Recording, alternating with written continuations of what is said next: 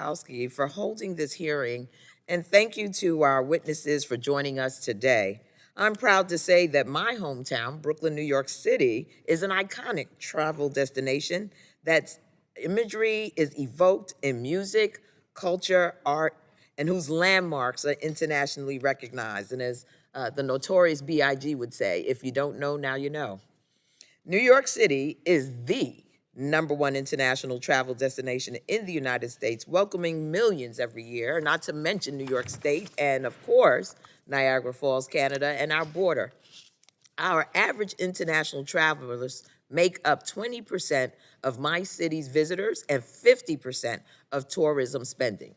International tourists typically spend twice as much as domestic travelers, stay longer, and may go on to visit other cities within the United States. It is undeniable that welcoming tourism benefits New York and the United States. However, the cruel, inhumane immigration policies of this administration have carried into the tourism industry, and for the first time since COVID, international and domestic travel is decreasing.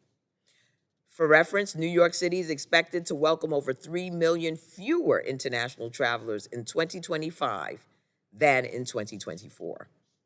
The harsh rhetoric and detainment of legal tourists by this administration have cultivated a climate of fear and hostility that deters international travelers, so much so that the United States is the only country to see a decline in spending from international visitors in 2025. Tourism is an essential column of the economy, and not just in New York. In 2024 alone, travel to the United States produced $2.9 trillion in economic output, supported 15 million jobs, and generated $89 billion in state and local tax revenue. Not only are we suffering from Trump's delusional economic policies, but now also having potential tourists avoiding our nation due to his inhumane, barbaric, and fear-mongering immigration policies, and further contributing to our deteriorating economic health. Ms. Simon, aside from harmful rhetoric, what immigration policies have you found to be particularly detrimental to the inbound tourism industry, and what ways can Congress help address these concerns? Thank you, Congresswoman, and you are absolutely right about New York City. It is one of the biggest, well, it is the biggest draw for international visitors and a major gateway, obviously, for them to enter the country. Thank you for the question.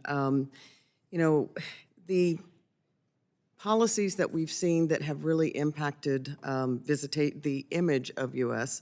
For visitation include really the hardened enforcement of immigration policies and the global attention that it's getting on those expansive policies. It's creating concern and fear and a sentiment that they're just not welcome here in the United States.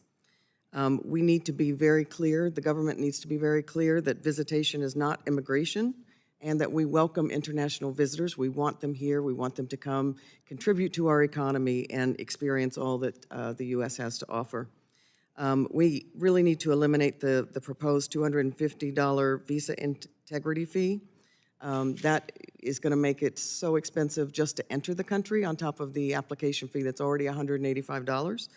And then higher fees targeting international visitors in general, both for entry as well as entering the national parks.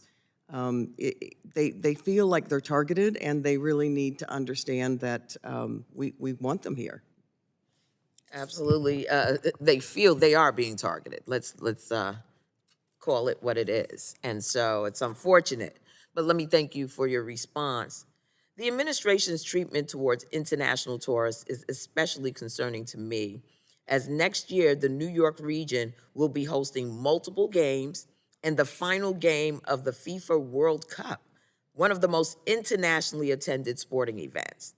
The World Cup attracts fans not only to games, but to hosting cities to celebrate their team in dedicated fan zones. With 16 host cities spanning all over North America, we are expecting millions of visitors. Next year, New York and the other cities will be on the world stage. But how can we possibly expect to keep all these fans and tourists safe when we have an administration that is hell-bent on demonizing anyone who's not born here?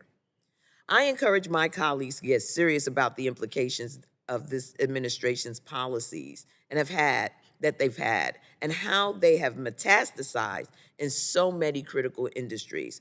With that, Mr. Chairman, I yield back